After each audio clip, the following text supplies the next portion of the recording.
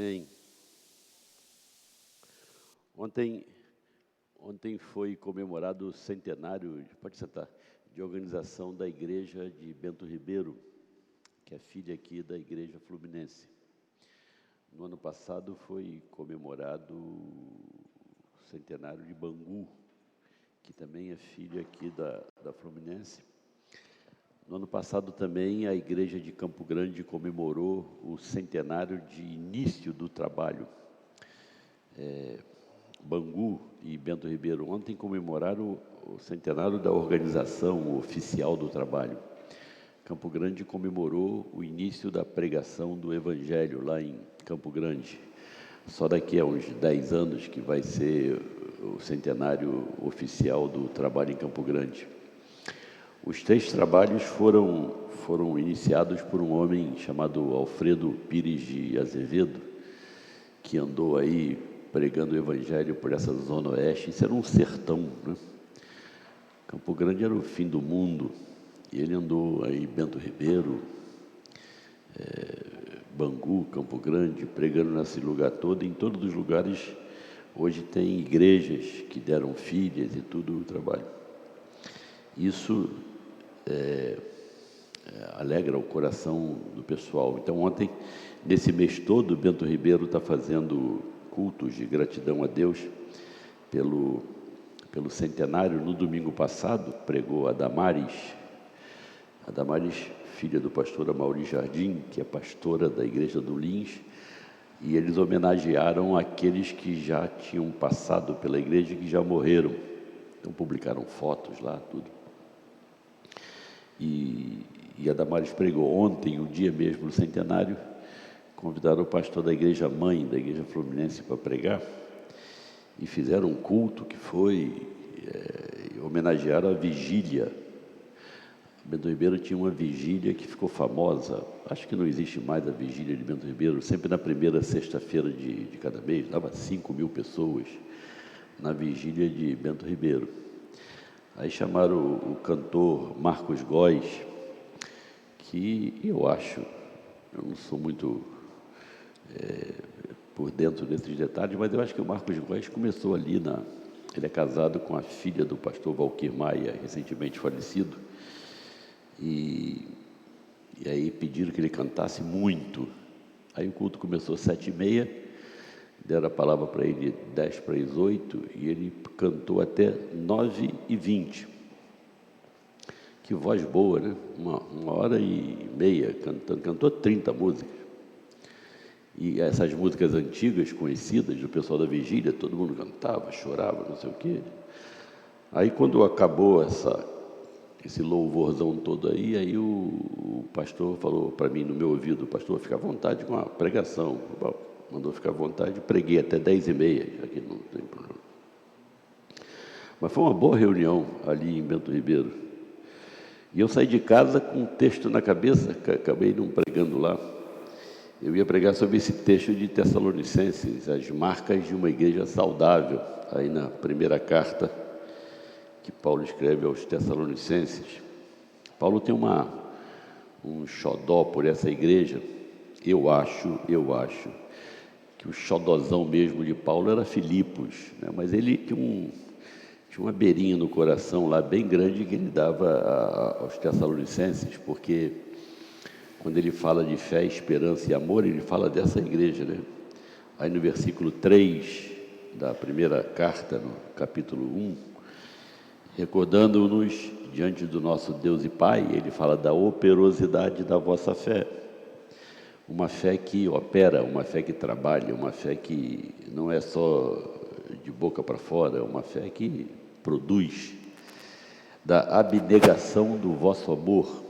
O amor é um negócio que se nega. Abnegar é negar a si mesmo, né? Você vê isso, por exemplo, quando o bebê nasce, a mãe cuida do bebê, né? O bebê chora de madrugada, a mãe levanta, vai lá, dá mamar, troca a fralda, não sei o quê, né? À noite o sono fica picado, né? Quando fica picado. E o bebê, outro dia. Então o amor se nega. O amor nega-se a si mesmo em prol do objeto amado. Paulo diz: vocês da igreja de Tessalônica se negaram em prol de Jesus a quem vocês amavam e amam, e da firmeza da vossa esperança. Então, nessa carta aos Tessalonicenses, Paulo diz as três coisas, as três marcas de um crente, que é uma fé operosa, que é um amor que se nega, um amor que se, não sei se eu posso usar essa palavra, que se prejudica em favor do objeto amado, e de uma firmeza, de uma esperança firme. Mas ele diz aqui, nesse primeiro capítulo, as 4 marcas de uma igreja saudável. Toda igreja evangélica saudável, Paulo diz que tem que ter essas 4 marcas, que ele bota aqui no primeiro capítulo. Seria bom que nós dessemos uma olhada. A primeira delas, no verso 5, porque o nosso evangelho não chegou até vós tão somente em palavra, mas sobretudo em poder no Espírito Santo, em plena convicção, assim como sabeis ter sido o nosso procedimento entre vós e por amor de vós. Então, a primeira coisa que marca uma igreja saudável é que há pessoas salvas no meio daquela igreja, através da pregação da palavra de Deus. A palavra é o veículo, é um instrumento que Deus usa para que as pessoas venham à fé, cheguem à fé. Ninguém nasce crente, né? Havia uma senhora aqui na igreja, uma respeitada professora da escola dominical, dona Ruth Costa, uma das maiores professoras de escola dominical no Brasil, de todas as denominações. Dona Ruth tinha 2 matrículas, eu acho que uma no estado e uma na prefeitura, tenho certeza. E ela foi professora de uma escola quando eu estudei em criança, a escola Maranhão, ali na Avenida João Ribeiro, ali indo de Cascadura, indo de Pilares para Cascadura. Muito amiga de uma senhora da escola que foi minha professora, Dona Celina. E Dona Ruth Costa e Dona Celina, as 2 melhores professoras coisa impressionante. Dona Ruth morava aqui no Meia e disse para a família que ia trancar uma matrícula dela, não sei qual delas, para ter mais tempo para ficar em casa para estudar a Bíblia, para preparar a lição para o domingo. A classe dela aqui era um negócio, tinha gente dando cotovelado um no outro para pegar lugar. Uma vez alguém perguntou para ela, quando é que ela tinha se convertido, e ela, rindo, disse que tinha nascido crente, mas depois ela explicou: ninguém nasce crente, claro. Aquilo foi brincadeira dela. Ela nasceu de uma família evangélica, mas ela não nasceu crente, ninguém nasce crente. Paulo diz isso em Romanos. Paulo diz que a fé vem pelo ouvir. Se a fé vem pelo ouvir, a fé não estava aqui. A fé e o veículo que conduz a fé é a palavra de Deus pregada. Pode ser pregada no púlpito, pode ser pregada você conversando com uma pessoa, falando do evangelho para uma pessoa. Deus pode usar a palavra que sai da tua boca. Paulo diz isso em Efésios. Paulo diz que a tua palavra seja veículo transmissor da graça de Deus. Paulo pode estar dizendo que você quando fala com alguma pessoa sobre o evangelho, Deus pode usar e quer usar a palavra que sai da tua boca para que ela produza no ouvido daquela pessoa que está ouvindo a fé, da pessoa que ainda não é crente, a fé que ela precisa para ser crente. Por isso que Paulo manda que você tome cuidado com aquilo que você fale, né? Para você não falar chocarrices, lá em Efésios capítulo 5, bobeira. Tem gente que só abre a boca igual a Félia, só fala bobeira. Paulo diz: cuidado com aquilo que você fala, porque Deus quer usar a tua boca como veículo para que aquele que te ouça seja tocado pela palavra de Deus, porque a fé vem pelo ouvir. E nós não sabemos como é que a palavra trabalha dentro da pessoa, né? Como não sabemos como trabalhou dentro de nós, né? Jesus conta uma história em Marcos, Jesus diz que, Marcos 8, que a palavra sai e a semente cai no coração da pessoa que vai se converter, que você não sabe quem e quando e como, mas ele diz que a palavra sai da boca daquele que pregou, pode ser num púlpito, pode ser fora do púlpito, pode ser lendo um folheto, pode ser lendo a Bíblia, pode ser qualquer outro meio que Deus usa, e Jesus diz que automaticamente, ele usa automaticamente aquela semente vai se miscuindo, vai se misturando dentro da pessoa. Na verdade, é o Espírito de Deus que está ali, né? Mais do que uma palavra que você falou para uma pessoa que não é crente. Pastor, eu já falei tantas vezes.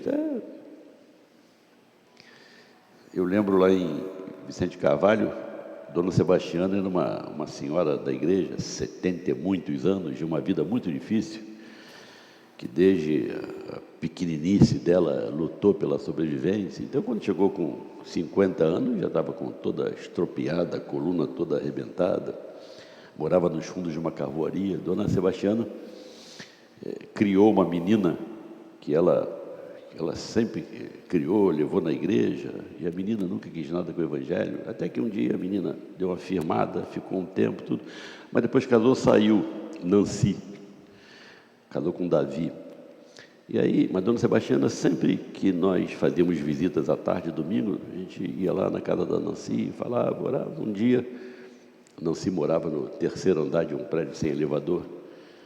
Um dia nós fomos lá visitar a Nancy, e eu notei que a Nancy não tinha nenhum interesse em evangelho. Aí, na descida, eu falei para a Dona Sebastiana, olha, pode ser que eu esteja enganado, mas é a última vez que eu vim aqui, essa mulher não quer nada com o evangelho. Bobagem minha, né? Porque a Nancy, pouco tempo depois, converteu-se verdadeiramente a Jesus. Tem um casal de filhos bonitos, Daiane e Davizinho. E eu não sabia, você não sabe, a palavra fica, o espírito fica questionando a pessoa. A palavra que você, que é crente, que você falou, que foi o veículo pelo qual a fé foi transportada, aquela palavra que você falou, colocou dentro da pessoa o Espírito de Deus. E o Espírito de Deus vai fazendo pergunta para a pessoa que não é crente. Mas a diferença entre o que você pergunta, o que você fala, e o que o Espírito de Deus pergunta e o que o Espírito de Deus fala dentro da pessoa, é que o Espírito pergunta, o Espírito fala e fica querendo troco, fica querendo resposta, fica questionando.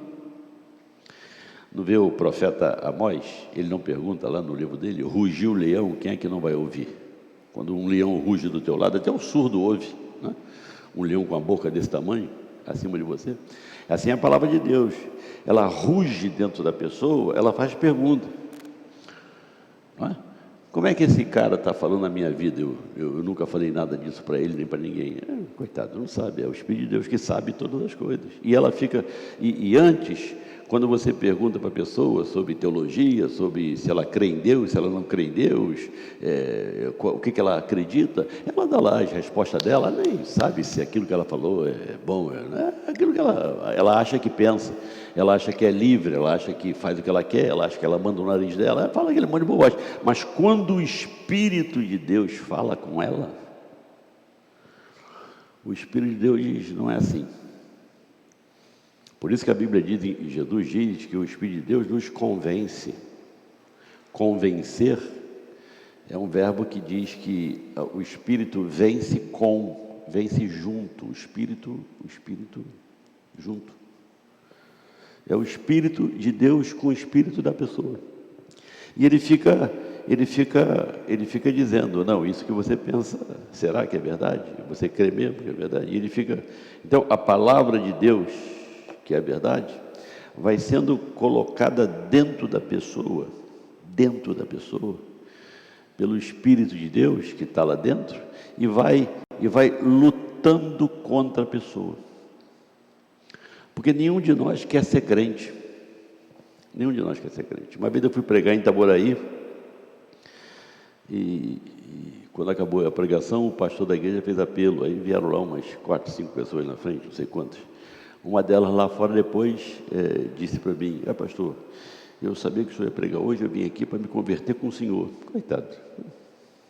Isso é uma burrice, né? Não vou dizer para o cara isso é uma burrice, porque eu vou espantar o cara, né? Hoje é diácono sem vergonha lá da igreja. Vou lá e, pastor, me converti por sua causa. Imbecil, né? Ninguém se converte por... Deus usa o instrumento, mas ninguém... Quem converte é o Espírito de Deus que vai fazendo a coisa. E a pessoa, a princípio, que não quer ser crente, ninguém quer ser crente. Pastor, ninguém quer ser crente. Claro que ninguém quer ser crente. Por que ninguém quer ser crente? Por causa do pecado. O pecado diz: você é assim mesmo, você. Aí você é nariz em pé, assim, você. Minha vida quem manda sou eu. Gilberto Gil: meu caminho pelo mundo sou eu quem traça. Aí, bobão. Ele acha que é, mas não é. Aí o Espírito vem e fica criando crises. Ninguém se converte sem uma crise. Uma crise é uma confusão que fica aperta, puxa. Aí, de repente, você começa, você que não é crente, você começa a ficar imaginando coisas que você nunca imaginou, que você nunca pensou, você começa a valorizar coisas, você esconde isso dos outros, mas dentro de você é uma guerra interna, intestino, é o Espírito de Deus. Você começa a questionar valores, você começa a questionar atitudes, você começa a ver que aquilo, o que antes te dava tanta alegria, tanto prazer, hoje... Selma era de Vicente Carvalho, flamenguista. Eu ia falar doente, mas isso é pleonasmo, né? Todo flamenguista tem um lado não sadio. Desculpem. Não dá para resistir um negócio desse. E Selma, o jogo no Maracanã o culto lá era 7h30. E o jogo do Maracanã era das 4 às 6. E Selma chegava lá 8 e pouco, ainda pegava um pouquinho da mensagem, tudo. Selma era casada com Luiz, que era um sem vergonha. Luiz tinha 2 filhos, Vivian e... esqueci o nome do garoto que já morreu. Aí Selma na porta: puxa, pastor, hoje eu ainda quase que eu pego a mensagem toda, tá? Por que você não chega mais cedo, Selma? Flamengo, né, pastor? Flamengo. Hoje ela cantava música, hoje tem Flamengo do Maracanã. Por dentro eu dizia: repreende, Jesus, repreende, né? Essa legião de 10 em 10, de 100 em 100. Não falava nada que é para não escandalizar, afinal de contas, visitante da igreja. Um dia, Selma se converteu. E aí, Selma chegava, o culto que era 7h30, Selma chegava 7h10, 7h15, 7h, sentava lá. E aí, Selma, não foi no Maracanã hoje, não? Bobagem. Mas é bobagem mesmo. Jesus não falou da parábola do grande preço? O cara, quando acha uma pérola do grande preço, vende tudo que tem. O mais importante ele achou. Mas para chegar lá, você tem um negócio. Eu, por exemplo, pensava: mas como é que eu vou parar de fumar para ser crente? Como é que eu vou viver sem fumar? Eu vivia na Rio São Paulo aí, eu morava em São Paulo, namorava no Rio e vivia na Dutra, de carro, de madrugada, e fumava para espantar o sono. Mas como é que eu vou conseguir ir para São Paulo sem fumar? Eu pensava. Isso é o diabo jogando um salzinho, né? Misturando, criando uma dificuldade, que na verdade, o dia que Deus tira isso, tira, acabou. Mas você passa por essa crise, onde você não quer abandonar o controle que você acha que tem na tua vida. O que o diabo oferece para você é o que Faraó ofereceu para Moisés. O diabo diz para você: escuta, fala o seguinte, vai para a igreja, mas continua, entendeu? Não precisa você assim. Opa, tem muita gente nessa, que acha que eu vou para a igreja, mas eu continuo do meu jeitão, quem quiser assim, assim. O faraó, Satanás, ofereceu a mesma coisa para o povo, não disse? Não precisa ir muito longe não, fica perto. Vocês ficam ali, nós ficamos aqui. Cada qual tem a sua religião. Deus não está chamando você para ter uma religião nova. Você é católico, Deus está chamando você para ser evangélico. Você é espírita. Não, isso é bobagem. Tem muito evangélico que não é crente. Deus está chamando você para trocar de dono. Quem manda em você hoje é você e o capeta. Deus quer que Ele seja o dono da tua vida. Mas o pecado é tão poderoso que o pecado consegue convencer você de que Deus mandando na tua vida é ruim. Então,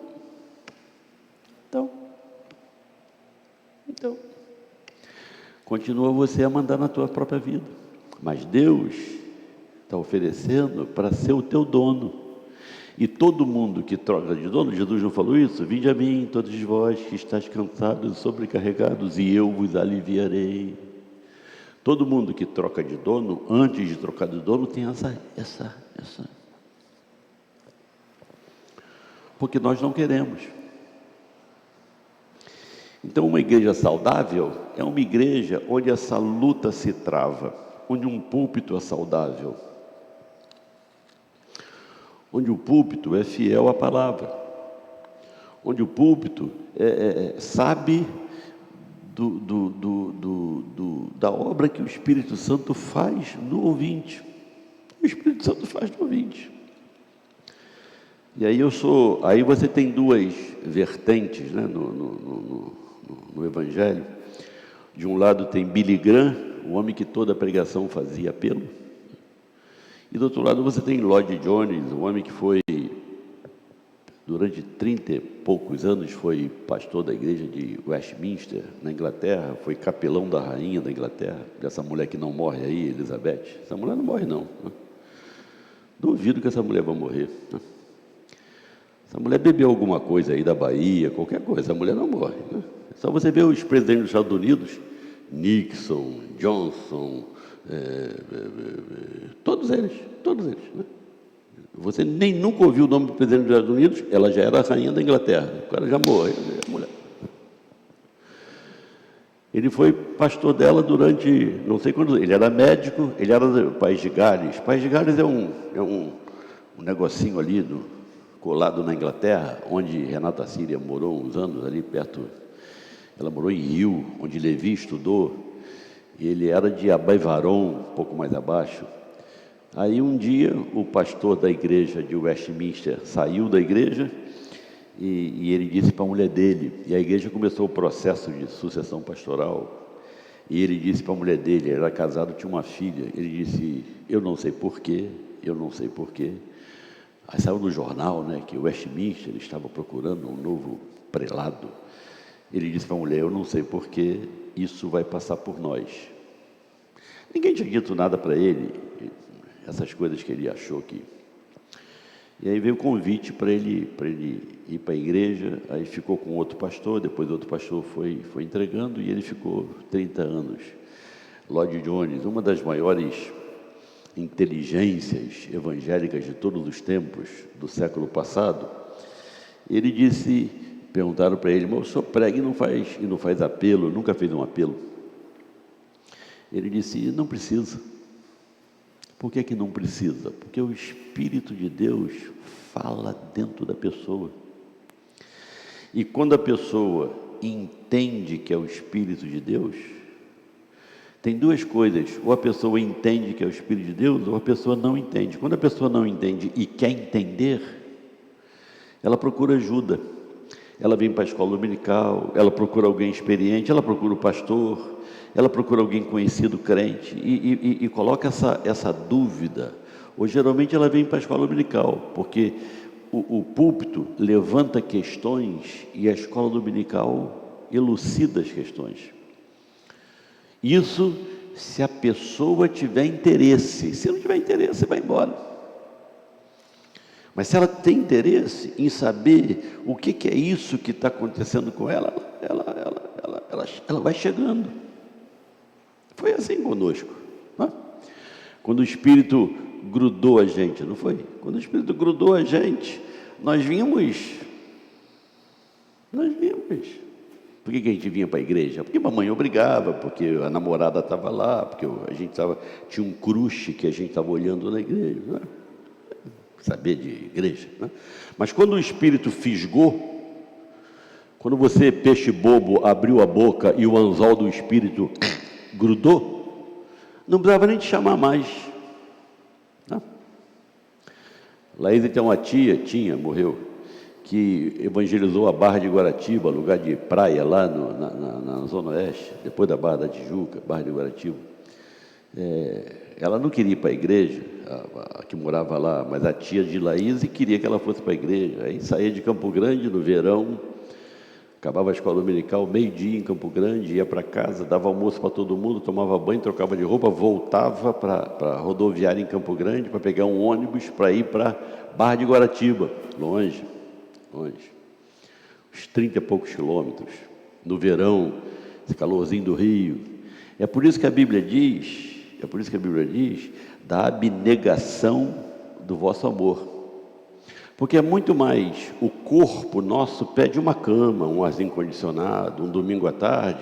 Está pensando? Eu também sou filho de Deus. Aí você quer né? Lili, que era normal como todo mundo, só que amava as almas, ia para a Barra. Chegava lá, ia na casa da parente dela. Lili, hoje eu não vou não, porque eu ainda não terminei o almoço. Eu vou terminar o almoço para você, ajudava a terminar o almoço. Não, mas eu não dei banho, eu vou dar banho nas crianças, dava banho nas crianças. Depois que a mulher se converteu, não precisava mais. Ela mesma.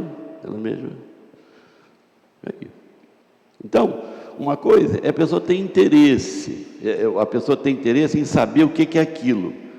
Outra coisa, a pessoa quem não tem interesse, tem interesse. Às vezes se torna membro, porque eu me converti, porque eu sou de Jesus, faz aquela cara compungida. Mentira, não é nada. A vida não muda, os valores não mudam, né?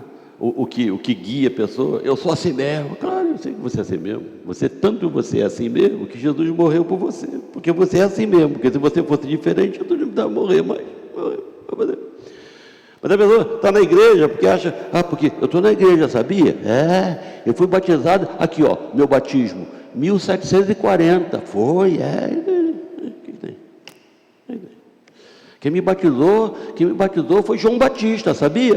Que bom. Você acha que João Batista salvou você? Você acha que você é batizado no Rio Jordão, batizado por aspersão, por imersão, por afusão, por efusão, por banho, por lama? Você acha que isso é bobagem, gente? Besteirada. Tem que mudar. Jesus disse para Nicodemos, tem que nascer de novo. Então, quando a pessoa tem interesse, ela procura, quer saber. Quando a pessoa não tem interesse, ela não quer saber. E quando a pessoa sabe que é o Espírito que está ali, Lloyd Jones dizia, pode deixar.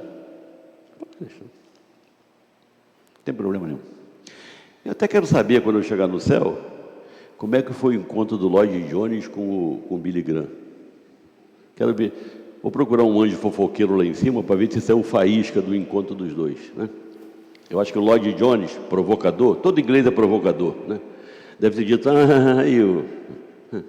o Lloyd Jones morreu primeiro. Quando o Billy Graham chegou, o Lloyd Jones perguntou, o homem do apelo aí, vamos lá. Aí eu acho até os anjos devem ter, a turma deixa disso, peraí, isso aqui, chazinho, inglês gosta de chá, isso aqui. Marca de uma igreja saudável, gente que se converte. Na igreja de Tessalônica tinha gente que se convertia. Segundo, capítulo 1, marca de uma igreja saudável, verso 6, com efeito vos tornastes imitadores nossos e do Senhor. Gente que vai amadurecendo, gente que vai trocando de pele, gente que vai mudando, gente que vai crescendo, gente que vai... Isso aqui era muito bom quando você era crente pequeno, né? Paulo nos diz isso em Coríntios: quando eu era menino, falava com o menino, agia com o menino, pensava com o menino. Quando você vem para o Evangelho, você tem umas coisas também que você é assim, sabe? Meninice. Mas à medida que você vai crescendo, a roupa que te servia não serve mais. Aquela maneira de você falar, quando você falava como criança, já viu criança falar? Babá. Em criança é lindo, em adulto, né? Em adulto não pega bem, né? Então você vai deixando as coisas. O crente, ele vai amadurecendo, ele vai trocando as coisas. E outra coisa, o crente nunca para de amadurecer, porque ele está sempre... E como é que o crente amadurece?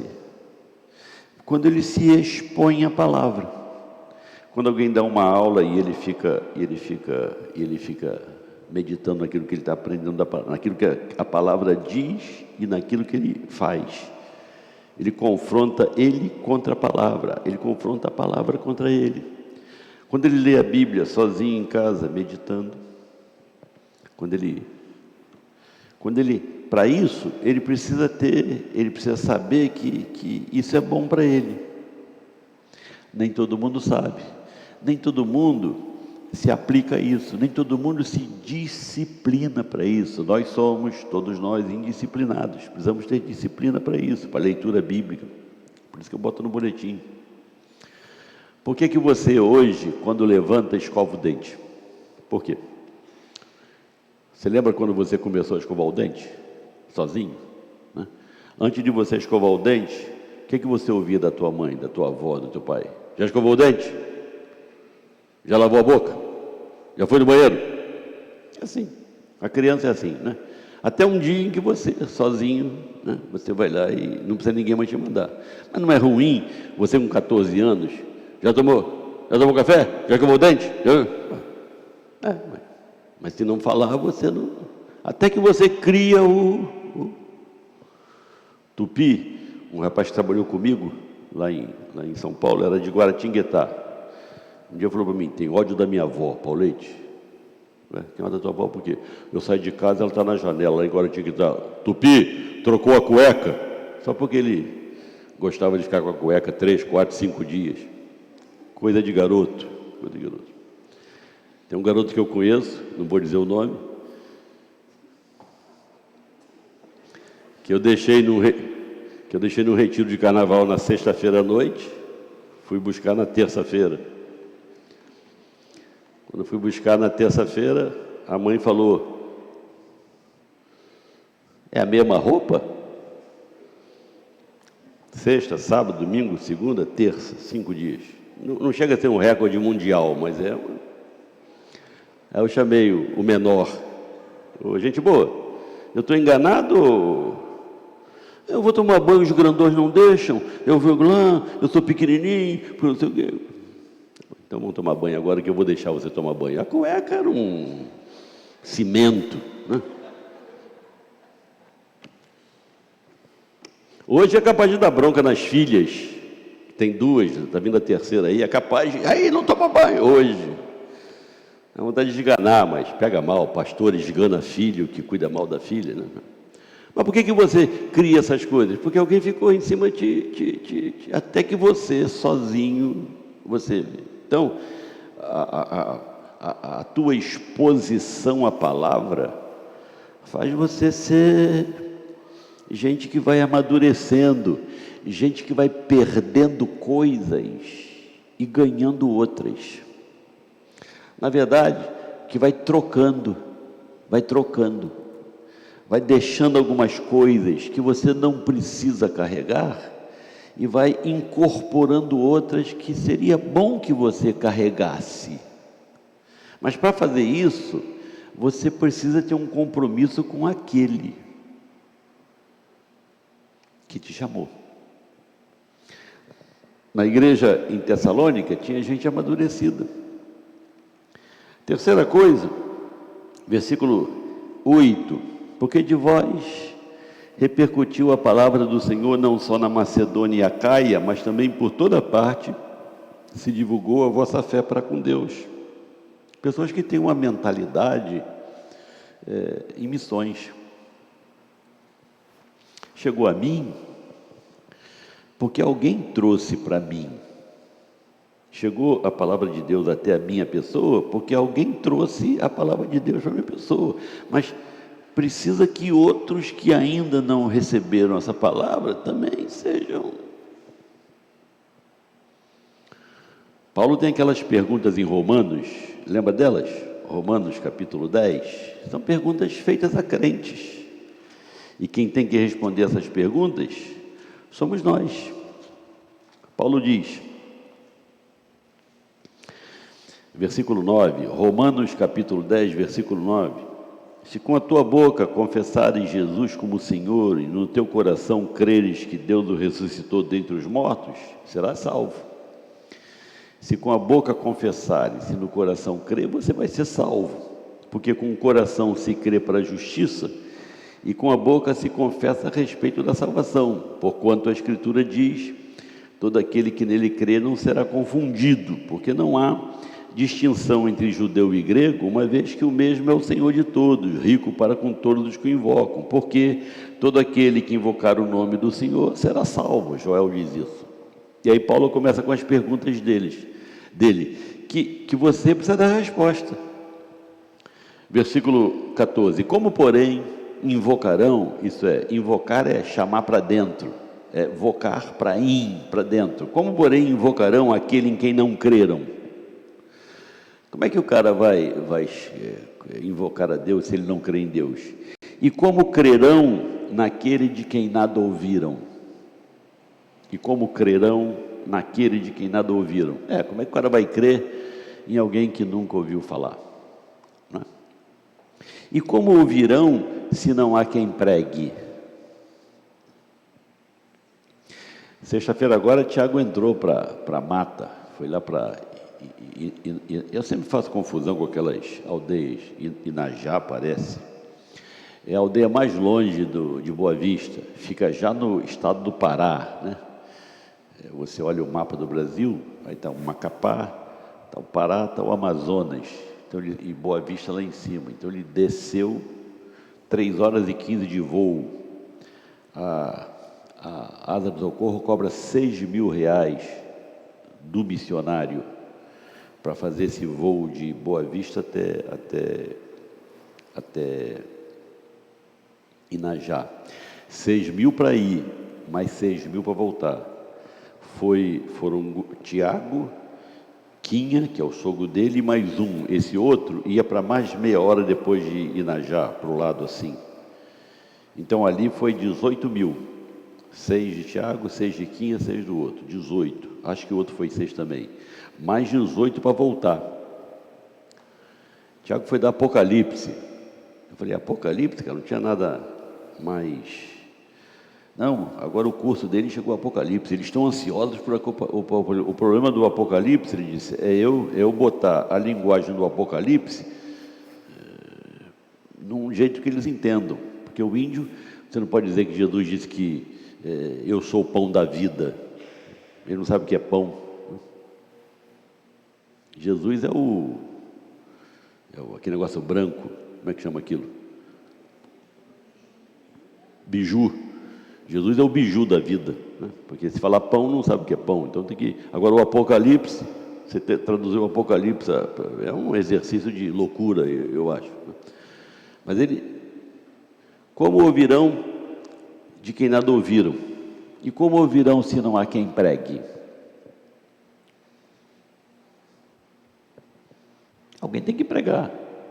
Agora, alguém tem que pregar, mas para alguém estar lá, alguém tem que ficar aqui mantendo, sustentando a pessoa que está lá. Porque senão, se nós não mantivermos a pessoa que está lá, como é que a pessoa vai estar lá? Como é que a pessoa vai pagar os 6.000? Pastor, 6.000 é caro, mas se não for pelo Asa de Socorro, se for por aquelas companhias aéreas do Amazonas, né, todas elas, talvez levante, talvez chegue, talvez não caia, talvez, né? É muito mais caro, 15, 18, uma perna, uma pessoa para ir. Então, Asas, que é 6.000, ainda é barato em relação aos outros. Como é que vão pagar? E quem paga é o missionário, não é a agência, a Melva, quem paga é o missionário. Mas como é que ouvirão se não há quem pregue? A igreja de Tessalônica, nós recebemos isso, mas nós temos que... Isso aqui é um dinheiro a fundo perdido. Isso aqui, o dinheiro que você investe, que a igreja investe, que a igreja gasta com missões, humanamente falando, é o dinheiro perdido. Paulo diz, quando escreve aos Filipenses no capítulo 4, e no princípio do meu evangelho, quando eu saí para pregar o evangelho, nenhuma igreja, ó que palavra difícil, nenhuma igreja se associou comigo no tocante a dar e receber. Bom, que a igreja dá para o missionário, você sabe, né? A igreja dá carinho, oração, oferta, visita. Mas receber, o que a igreja recebe do missionário? Paulo diz em Filipenses, porque o que me interessa é o fruto que aumente o vosso crédito diante de Deus. O que a igreja recebe quando se envolve com sacrifício na obra missionária? É esse crédito diante de Deus. Deus está vendo, é verdade, eles têm interesse em fazer. A igreja de Tessalônica tinha esse interesse. Paulo continua no versículo 15, no capítulo 10 de Romanos: como pregarão se não forem enviados? Como está escrito, ele cita Isaías, com formosos, ele não fala a boca, né? São os pés dos que anunciam coisas novas, coisas boas. Ele fala a boca, né? Ele fala os pés, porque a pessoa tem que ir. Formosos são os pés. Você imagina, a gente fala do Brasil, dos índios, né? Mas você anda, por exemplo, Portugal tem milhares de conselhos. Conselhos são aldeias, 300 pessoas, 200 pessoas, 100 pessoas, que não tem uma luz evangélica. Portugal. A Ivone e o Eduardo, que estiveram lá em Portugal 10 anos, a Ivone, o nome dela é Ivone de Paiva Prado. Prado por causa dele, ele é Eduardo Carlos Prado, então ela é Ivone de Paiva Prado. Esse Paiva, originalmente era Pavia. Então eles estavam num lugar chamado, lá em Portugal, depois caramba, tão ruim assim, onde eles estavam lá a última vez, e ela descobriu que a cidade originária da família dela era perto, Pavia. Nós fomos lá. E um conselhozinho pequeno, não tem 350 pessoas, não tem um trabalho evangélico. Vai na Espanha. A Espanha com vilas de 1.500 pessoas, 1.200 pessoas. Você anda daqui a Resende, por exemplo, 150 quilômetros, pouco mais, daqui a Resende, você não vê uma congregação evangélica. Um monte de cidadezinha no meio, não tem quem pregue.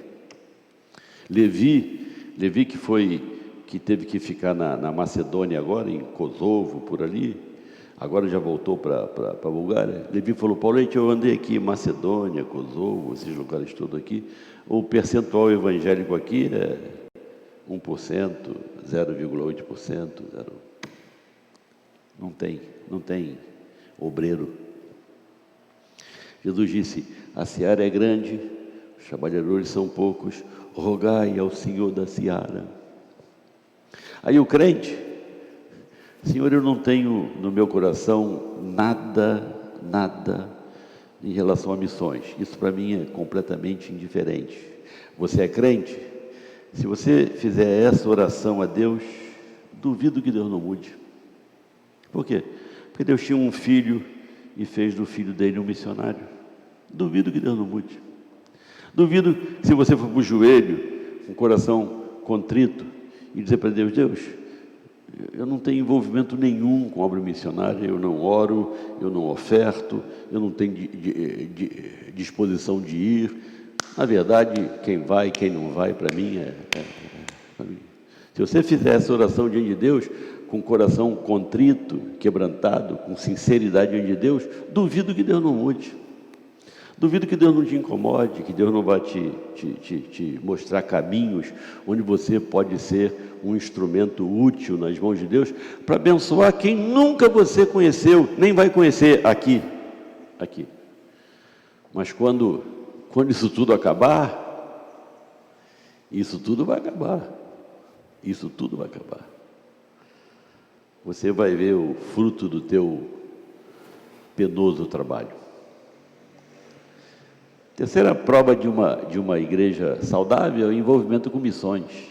A Fluminense,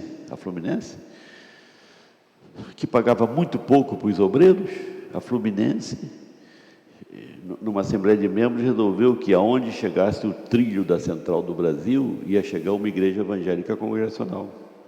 E aí botou esses malucos aí, Alfredo Pires de Azevedo, que fundou Bento Ribeiro, que fundou Campo Grande, que fundou Bangu, que fundou... O nome dele está ligado a tanta coisa aí.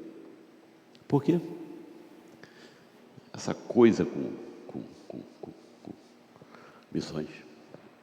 Quarta e última, versículo 9. Pois eles mesmos, as outras pessoas. 1 Tessalonicenses 1,9. No tocante a nós, proclamam que repercussão teve o nosso ingresso no vosso meio e como vocês, Tessalonicenses, deixando os ídolos, vos convertestes a Deus para servirdes o Deus vivo e verdadeiro. Uma igreja saudável tem pessoas que servem, que ajudam, que se dispõem.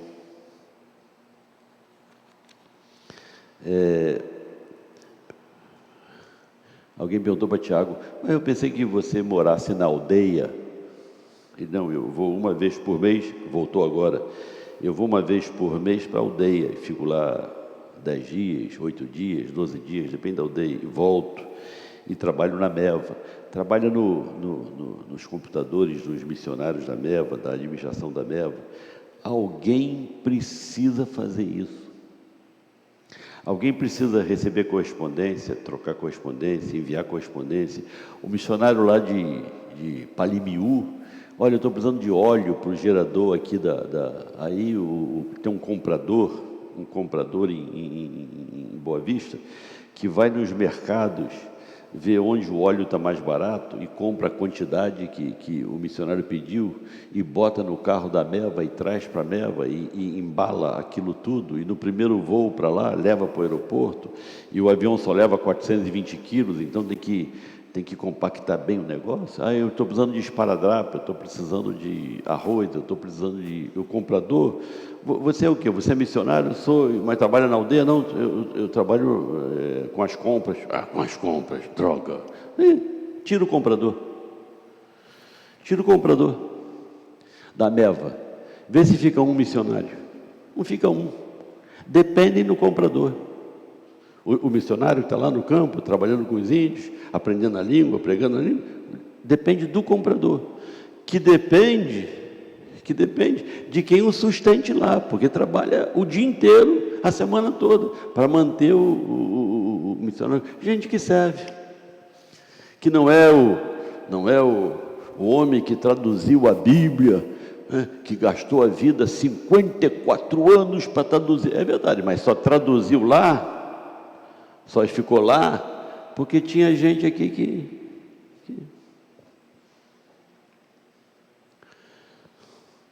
pastor, eu não sei qual é o meu chamado. O senhor diz que todo mundo tem um dom. Eu não, a Bíblia diz isso, todo mundo tem um dom. E digo mais para você, como já disse aqui, o dom persegue você. Você não precisa ficar, meu Deus, qual é o meu dom? O pastor fala de dom, eu não sei, já não tem cabelo. Não precisa. Fica perto. Se aproxima, fica perto. Pergunta para a Rafa, para o Choco, há 3 anos atrás, 4 anos atrás, 5 anos atrás: Rafa, você tem um dom de traduzir a Bíblia? Que? Está maluco, pastor? Eu? Acho que o meu dom é cuidar de Maria Flor e de Isaac, né? Pergunta hoje se Rafa e Choco tem. Se Rafa, pergunta. Vai começar agora o curso dela, 47 alunos do mundo todo fazendo mestrado em língua. Pergunta para ela, mas por que o dom veio? Porque ficou perto. Fica perto. Se você se apresenta, pastor, não me apresento porque dói aqui, agora dói aqui, dói aqui. Então, calma, ninguém quer matar você não, fica. Mas quando você não pensa essas coisas e se aproxima, para fazer qualquer coisa, para limpar, para fechar a janela, para abrir a porta, para acender a lâmpada, para cuidar daqui, para cuidar daqui. Uma igreja saudável tem gente que serve. Eu quero fazer, pastor, qualquer coisa, desde que seja para o meu Jesus. Repara que a pessoa que tem essa coisa no coração está sempre por perto. Repara que a pessoa que não está bem, pergunta o que está fazendo? Nada.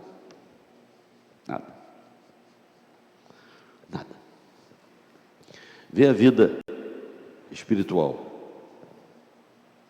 Nada. Gente que serve. Uma igreja saudável é uma igreja que tem gente salva por operação do Espírito de Deus. Por operação do Espírito de Deus. Uma igreja saudável é gente que está amadurecendo, está trocando, está deixando coisas de criança para trás e está pegando coisas de adulto na fé. Está trocando linguajar, atitude, ponduragem, está sendo mais generosa, mais participativa, mais...